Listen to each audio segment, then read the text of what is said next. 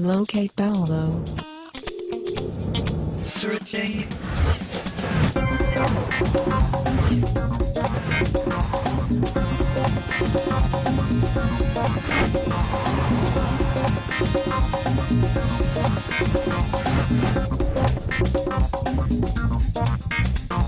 Tayong mga Pilipino hirap makalimot. Parang silang plaka paulit-ulit sumisigaw ng pagbabago. Pero mas madali bang magreklamo at hirap tayong tumanggap ng pagbabago? Tuwing eleksyon, pare-pareho mga pangalan ang nakikita natin sa balota. At marami sa mga botante, shade agad ang mga pangalan na kasanayan na.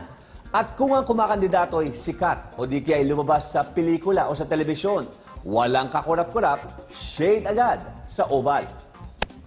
Aminin man natin o hindi, ang mga pangalang Sounds Family ang tumatatak sa ating isipan. Minsan pa nga, mas matingkad pa ito kaysa sa mga nagawa nila sa kanilang termino. Pero malay natin, sa pagpasok ng bagong administrasyon at ng bagong dekada, may ibubuga pa rin ang mga oldies but goodies. At doon naman sa mga bagito, may ibibida naman sila. Yan ang ating uisisain dito sa Under Special Investigation. Good afternoon, Paolo. Your subject is Angelica Jones A. Larva, 27 years old, board member 3rd District of Laguna, TV and movie actress, model, singer. Angelica Jones is under special investigation. Sa edad na 27, si Angelica ang pinakabatang membro ng kanyang local government sa kanyang distrito. At dahil nga baguhan, nakaabang ang mga tao para kilatisin ang kanyang bawat galaw, salita at desisyon bilang politika.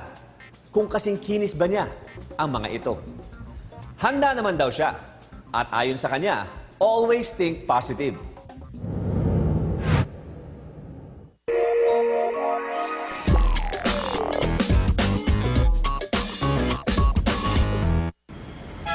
Ito ang bayan ng San Pablo, isang first-class city sa probinsya ng Laguna. Maunlad ang pamumuhay ng mga tao dito dahil na rin sa mga nag-uusbong ang negosyo dito. Kilala ang San Pablo dahil sa 7 lawa at sa masarap na buko pie dito. At singputi din ng buko pie ang ikinararangal nilang kababayan na si Miss Flawless, Angelica Jones. Nitong nakarang eleksyon, tumakbo at nanalo si Angelica bilang board member ng 3rd District ng Laguna. Kaya inusisan namin kung bakit ang mga tao dito binoto si Miss Flawless. Bakit po binoto si Angelica bilang bukal ng ano? Bukal ng San Pablo. Bakit po? Kasi gusto ko masubukan yung kanyang kakayahan. Angelica kasi mabait na tao yan at patulungin sa mga taga rito at sa ibang lugar. Tsaka yan ay mapagkakatiwalaan talaga. Hindi lamang siya ay dancer o actress. Marami siyang mga gawa para sa bayan dito na San Pablo at sa ibang bayan pa ng Laguna. Gusto ko pong masubukan yung mga bago. Kasi yung mga dati kasi lagi na lang gano'n sinasabi nila paulit-ulit. Kaya gusto ko na mabago yung ano nila, yung talagang ito yung mga sinasabi nila. Hindi siya makasama. So siya, naging kumpare nung bayaw ko. So nakanayan ko siya. Magaling naman siya makisama sa tao. Ano ba yung mga pinangako niya sa mga taga rito? Pinangako niya, sabi niya tutulungan niya ang bawat pamilya. Tapos yun, kaya binuto ko para mailapit ko yung aking mga anak. Kasi sabi niya itutulungan niya daw mapasali sa sa yung pagiging artista, pero hindi ko alam kung paano lumapit sa kanya. Hi, good afternoon. It's me, Angelica Jones Larva, and welcome dito sa Barangay San Gregorio, San Pablo City. And ito yung house na tinitirahan ko ngayon, and ipapakilala ko sa inyo ang aking mga nanay-nanayan na talaga malapit sa puso ko, ang mga taong tumulong, nagmahal sa akin. And of course, my mom, Mama Beth Jones.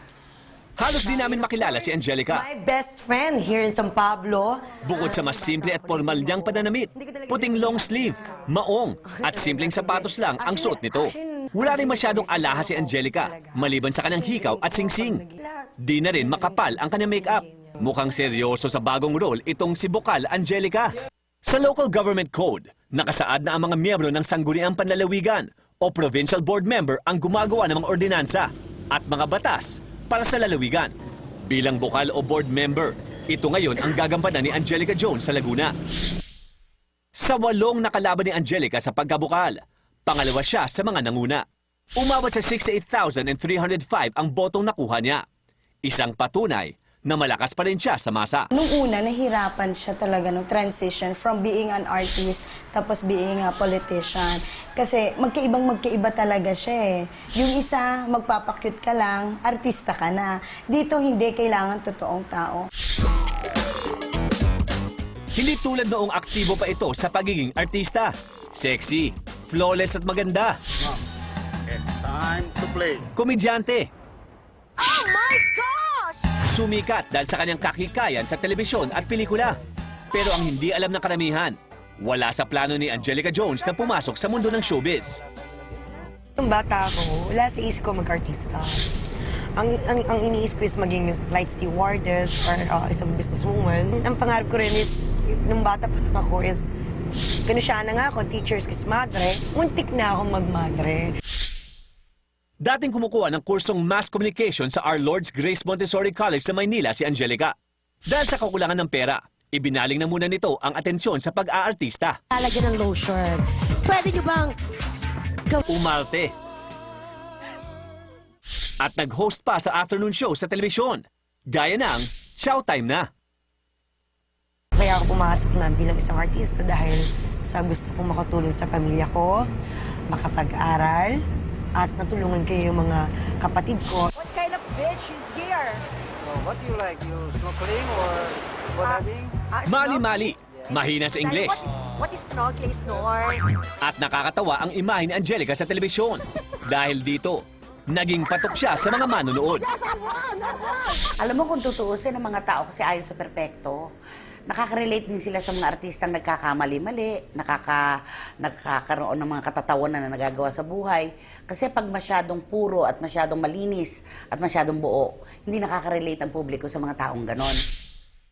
Una, mahal ko ang career ko. Binatuman na kung ano-anong intriga ang dalaga, tuloy pa rin ang ratsyada sa pagkayod sa showbiz. Maging, of course, Di lang pamilya ang naambunan ng grasya, pati mga kapuspalad nating mga kababayan, nabahagian din.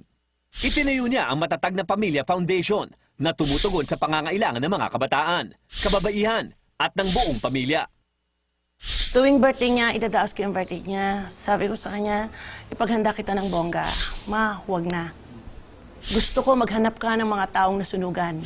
Maghanap ka ng mga taong nangangailangan ng tulong. Gusto ko pag birthday ko ay nandun ako at kasama ko sila. Marami nakapansin sa ginagawang pagtulong ni Angelica. Nakikita namin na parang magpapolitik siya. Kasi gustong-gusto na niya laging yung tumulong. Actually, nung una, wala sa isip ko na maging politician ako. Ang nasa isip ko lang, nasa puso ko is makatulong, maglingkod sa tao. Sabi ko, pwede naman ako na tumulong sa tao na wala sa posisyon. 2007, nang mag-iba ang ihip ng hangin para kay Angelica. Sinubukan nito na pasukin ang mundo ng politika bilang bukal sa ilalim ng kampi partido. Mas marami ka magagawa, mas marami ka matutulungan kung ikaw ay papasukin mo ang politika. Inaaral ni Professor Grace Grospe Hamon ng UP Diliman College Department of Political Science ang iba't ibang political trends sa Pilipinas. Isa na rito ang pagtakbo ng mga artista sa politika.